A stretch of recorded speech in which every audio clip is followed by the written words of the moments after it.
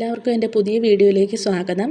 ഇന്ന് ഞാൻ തയ്യാറാക്കുന്നത് ഈസി ആൻഡ് ടേസ്റ്റി ആയിട്ടുള്ള ചിക്കൻ ചുക്കയാണ്. അതിനായിട്ട് 1/2 കിലോയോളം ചിക്കൻ, 1/4 സ്പൂൺ മഞ്ഞൾപ്പൊടിയും 1 സ്പൂൺ തൈരും ആവശ്യത്തിന് ഉപ്പും ചേർത്ത് നന്നായിട്ട് മാരിനേറ്റ് ചെയ്ത് വെക്കാം. അതൊരു 15 മിനിറ്റോളം റെസ്റ്റ് ചെയ്യാൻ വെക്കാം. ആ സമയം കൊണ്ട് നമുക്ക് ബാക്കി കാര്യങ്ങൾ റെഡിയാക്കി എടുക്കാം. വലിയ 3 സവാള നല്ല നൈസായിട്ട് അരിഞ്ഞത് നമുക്ക് ഫ്രൈ ചെയ്തെടുക്കാം. സവാളയൊക്കെ ഫ്രൈ ചെയ്ത് വെച്ചിട്ടുണ്ട്. അതിനുശേഷം നമുക്കൊരു പാൻ അടുപ്പത്ത് വെച്ച് ഒരു 2 സ്പൂൺ വെളിച്ചെണ്ണ അതിലേക്ക് ഒഴിച്ചു കൊടുക്കാം. വെളിച്ചെണ്ണ ചൂടായി വരുമ്പോൾ അതിലേക്ക് കുറച്ച് ഇഞ്ചിയും പച്ചമുളകും വെളുത്തുള്ളിയും കൂടെ ചതച്ചത് അതിലേക്ക് ഇട്ട് കൊടുക്കാം. അത് നമുക്ക് നന്നായിട്ട് വഴറ്റാം. അതിൻ്റെ കളറൊക്കെ ഒന്ന് മാറുന്നിടം വരെ നമുക്കത് വഴറ്റിയെടുക്കാം. അതിൻ്റെ കളറൊക്കെ മാറി വരുമ്പോഴത്തേക്ക് നമുക്കതിലേക്ക് അതിനാവശ്യമായിട്ടുള്ള പൊടികൾ ചേർത്ത് കൊടുക്കാം. അതിനായിട്ട് 1 സ്പൂൺ മുളക് പൊടി, 1 സ്പൂൺ മല്ലിപ്പൊടി, 1 സ്പൂൺ ഗരം മസാല, ഇത്രയും പൊടികൾ അതിനകത്തോട്ട് ചേർത്ത് നമുക്ക് നന്നായിട്ട് മിക്സ് ചെയ്യാം. ലോ ഫ്ലെയിമിലാക്കിയിട്ട് വേണം പൊടികൾ ചേർത്ത് കൊടുക്കേണ്ടത്, അല്ലെങ്കിൽ ചിലപ്പോൾ അത് കരിഞ്ഞു പോകും. അപ്പം പൊടികളൊക്കെ ചേർത്തിട്ട് നമുക്ക് അത് നന്നായിട്ട് മിക്സ് ചെയ്യാം. അതിൻ്റെ കളറൊക്കെ ഒന്ന് മാറി വരണം, പച്ചമണമൊക്കെ മാറി കളറൊക്കെ ഒന്ന് മാറി വരുന്നിടം വരെ നമുക്കത് മിക്സ് ചെയ്ത് കൊടുക്കാം. അതിൻ്റെ പച്ചമണമൊക്കെ ഒന്ന് മാറി വരുമ്പോഴത്തേക്ക് നമുക്കതിലേക്ക് കുറച്ച് കറിവേപ്പില ചേർത്ത് കൊടുക്കാം. അതിനുശേഷം ഒരു തക്കാളിപ്പഴം ചെറുതായിട്ട് കട്ട് ചെയ്തത് നമുക്കതിലേക്ക് ചേർത്ത് കൊടുക്കാം. ഇനി അത് നന്നായിട്ട് മിക്സ് ചെയ്യാം.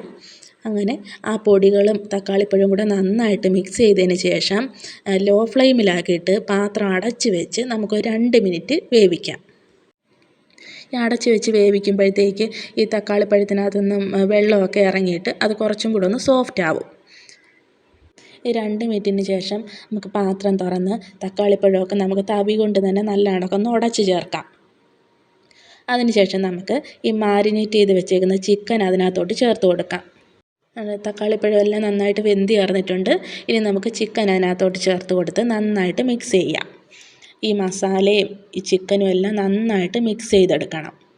ഇത് നന്നായിട്ട് മിക്സ് ചെയ്ത് ഈ മസാലയെല്ലാം നല്ലതുപോലെ ചിക്കന് പിടിച്ച് കഴിയുമ്പോഴത്തേക്ക് നമുക്ക് ഇത് അടച്ച് വെച്ച് വേവിക്കാം.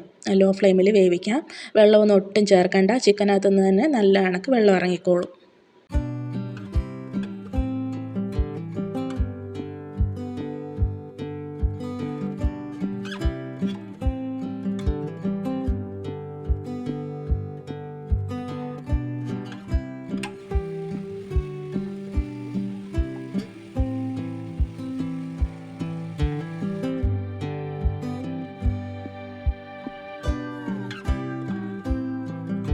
ചിക്കനകത്ത് നന്നായിട്ട് വെള്ളം ഇറങ്ങിയിട്ടുണ്ട്.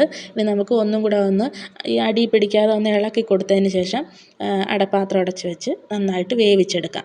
നല്ല വേവുന്നിടം വരെ നമ്മൾ ഇടയ്ക്കിടയ്ക്ക് തുറന്ന് ഒന്ന് ഇളക്കി കൊടുത്തുകൊണ്ടേ ഇരിക്കണം, അല്ലെങ്കിൽ ഇതിൻ്റെ പാത്രത്തിൻ്റെ അടിയിൽ പിടിക്കും.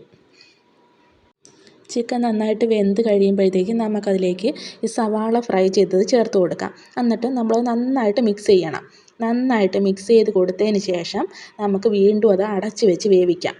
അപ്പോൾ ഇനി നമ്മൾ ചെയ്യേണ്ടതെന്ന് വെച്ചാൽ വെള്ളം നല്ല കണക്ക് വറ്റിച്ചെടുക്കണം.